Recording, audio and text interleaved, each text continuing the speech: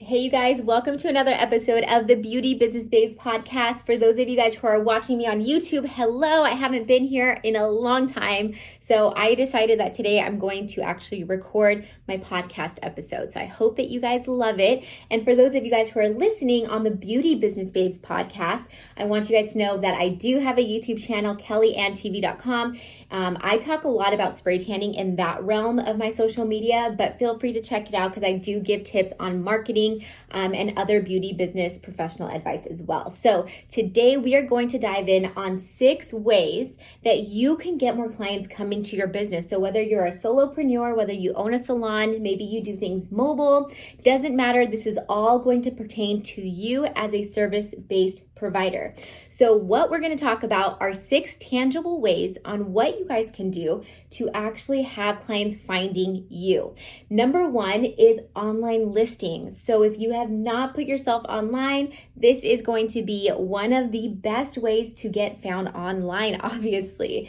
And what you're going to want to do is head on over to Google My Business, Yelp, Yellow Pages, White Pages, I don't know. There's a whole list of online directories that you can type in your business information for free. So that way when people search for spray tanning, eyelashes, hair, whatever it is that you do in your vicinity, in your geographic location, people will be able to find you because you're on those listings. Now, I'm going to say and warn you guys that this should all be free. So if anybody's trying to charge you for something, look into that because it could be a little bit scammy and spammy out there, okay? Number 2. Social media. This is obvious, right? I hope all of you guys are already on social media, but maybe if you're new to the industry, maybe if you're not even in the industry yet, you might not know that social media is a game changer for your business. This is absolutely free, whether you use Facebook, Instagram, I use YouTube, obviously. My podcasting costs me a little bit of money, but for the most part, most of the things that I do on social media, they're free. So what you want to do is get on social media and try not to overwhelm yourself, especially if you're new, because I know that it can get very, very overwhelming with all of the different social media sites, but also trying to keep up with everything. So what I would recommend doing is actually getting good at least 1, maybe 2 if you want to push the envelope a little bit, and get really, really good at utilizing these types of social media first before you venture off into using all of the other kinds of social media that are out there, like TikTok, for example. So my suggestion, and the suggestion that I have for most of the women that I work with in the beauty industry, is to start with the social media platform that most of your clients or potential clients are going to use. So one idea would be Instagram. I think most of our clients are going to be on Instagram. The second one to that would be something like Facebook. Typically, Facebook has a little bit older of an audience base. So if that's your clientele, that's great. But also if you have a younger type of clientele, they could also be on Facebook. A great way to do this is to do a little bit of research about what type of gender is on what type of social media, as well as what type of age range is on that platform. So you can do this by a simple Google search or even going on YouTube and finding some information there. Number 3 is having a referral program. So this could be something like come in and get your service. If you have a friend or a family member that gets referred by you, get a free gift when you come back, or possibly $10 off on your next visit, something like that. Now, I will say I do love using this because it does incentivize people to come in and to tell their friends, but it also allows you to really hone in on a very loyal client base, because typically when people hear other people's referrals from word of mouth, they are more likely to trust that referral. So I would highly recommend getting something that's going to allow you to easily track this, because that's the one problem that I did have with this, is actually tracking the referral program, people that actually refer to other people. So the best way that I was able to find on how to do this was basically when somebody came into my salon and I realized, and they told me that they were referred by so-and-so, I would put in so-and-so's account in the notes that she referred this person. Now, the other problem to that is making sure that you read the notes every time that you work with somebody. For us, it was more of habit of doing that, so we didn't have too much of an issue. But I know for a lot of people, they don't write notes in the account or in their booking system. So I think it's a good time to get a little bit familiar with how to do this in a way that feels good to you, but also helps you expand your business. And also another thing, this is kind of like a side note, for you beauty business professionals, you guys should be using that note section to keep track of everything you're doing for your clients, so that way next time they come, you remember what you did for them last time, because I promise you, you won't remember. You will not remember unless it's something out of the ordinary. But most of the time, you're not going to remember what you did exactly for that last client or for that client last time they came in. So it's important to keep notes in there, as well as any referrals that maybe they had for you. Number 4 is using ambassadors. This is probably one of the best ways to gain clientele in a way that's not going to cost you too much money at all. It's basically like free advertising on somebody else's platform. So the way that you could do this is by searching on, say, for example, Instagram, a hashtag that's related to something she may use or he may use. So I would use something like San Diego models or hashtag San Diego brand ambassador, something along those lines. But you can also Google San Diego brand ambassadors, because you'll find a list of people to help you out in your specific area. So if you are in New York, obviously you wouldn't use the word San Diego, you would say New York brand ambassadors. Maybe you would use the term ladies or women or whatever it is that you want to use to target that particular person that you're trying to find. And in these moments, it's up to you to do a little bit of research on their social media accounts, see what you love about them, see maybe what you don't like about them, see if they're aligned with your business and really with what you're trying to do and how you're trying to promote your business, because you don't want somebody that is not aligned with how your brand is, right? With your brand period. So what you want to do is do a little bit of research, maybe DM this person if you find interest, if you're interested in them, and say, hey, why don't you come on down to my salon? I would love to offer you a free spray tan and get to know you, hear a little bit about your story. And this is where I get to know the brand ambassadors on that first visit. Of course, you're not going to know everything about them, but I think it gives you a good idea of whether or not you want to work with them. Because if you're offering them a free service, in my mind, they probably already know that you want to work with them in some capacity. Otherwise, you wouldn't be giving them a free spray tan, right? So if they come in,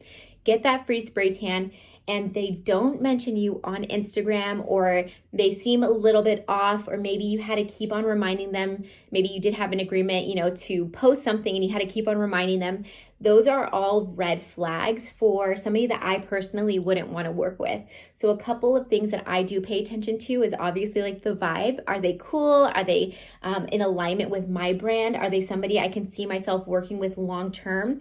Are they somebody who promotes so many things that my product or service would get diluted? That's important too, right? So I want to make sure that this person is somebody that I feel really aligned to work with, but also is somebody that can trust, that's going to actually help promote my business and not just come in for free spray tans.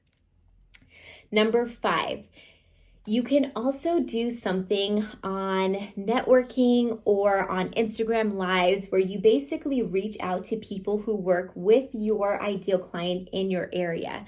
So when I had my salon in San Diego, what I would personally do is reach out to other beauty professionals that offered beauty products or services that worked with people that most likely would like to spray tan. So when I reached out to them, it would typically be by Instagram, and I would say, hey girl, I see that you do hair in my area. I would love to have some coffee with you. Would you like to meet up? And I would love to hear a little bit more about your business and see if there's any way that we could work together, because any type of business partnership, whether it's just networking or whether it's having a brand ambassador, it has to be mutually beneficial, right? It has to be beneficial for you, but it also has to be beneficial for the person that you're working with. I always look at collaborating with people, whether it's the ambassador or whether it's somebody that I'm networking with, as a partnership rather than me trying to take from them, or if I notice that they're trying to take from me and not really viewing it as a partnership. I don't like that either. So it's really important for us to come together and say, yes, this is mutually beneficial, and I totally see that we can work together because we do have a similar base clientele. So if we were able to work together to do maybe IG lives or promote each other on each other's social media and websites, that would work so well for you guys. And even word of mouth as you're doing a spray tan and maybe you hear that somebody wants to get their lashes done or their hair done, you can offer the referral to that person that you're collaborating with. So these are some really, really great ways to actually get into your community and get to know people. And it's so much fun when you actually do get to know people and you're not just doing this on your own, because I know that entrepreneurship can be incredibly, incredibly lonely. So let's take that out, the loneliness out, and let's start to connect more with other people who are like-minded to us. Number 6 is optimize your SEO on your website. If you don't know what SEO is, it's search engine optimization. And basically this can be a little bit tricky because I know that there's some basics that you can do as somebody who does work on her website from time to time. I'm pretty familiar with some coding, things like that. I can go in and do some SEO, but I know that even with my amount of knowledge, I am not anywhere near SEO professional person at all. So what I need to do is actually hire out somebody to help me gain leverage on my SEO efforts. Now, one thing that I do want to mention is that SEO is something that it's kind of like this thing where if you don't know what they're doing, then the person that you possibly hire can be doing things incorrectly. They could be doing things that aren't helpful at all. So you really want to vet these people that you're hiring if you decide to go in that direction.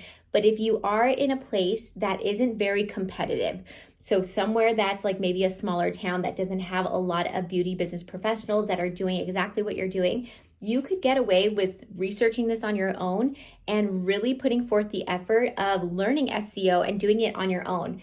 But if this is something that you're just like, holy crap, I don't want to learn this, this is not interesting to me at all, you can always hire out. You can go to Upwork.com, you can go to Fiverr.com, you can ask for referrals from friends.